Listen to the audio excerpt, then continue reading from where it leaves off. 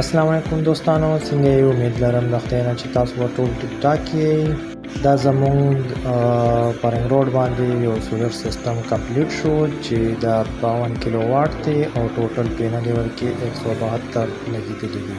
په دې کې موږ سره 248 کیلو واټ انورټر دي، ورسره لیتیم بیټرۍ دی ایټل او 35 کیلو واټ ورسره بل یو پکې ورسره فوکس انورټر دی 35 کیلو واټ.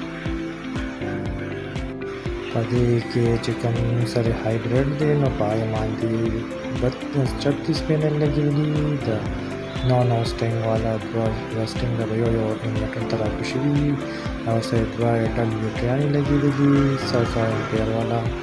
په دې ټایم کې په دې باندې جنریشن چالو دی 8.5 کیلو واټ جنریشن چالو دی او لوډ په باندې 6 کیلو واټ لوड चालू है. په دې ټایم کې سره 15 کیلو واټ سره پاسه جنریشن چالو دی 8.5 کیلو واټ لوड पे चालू है.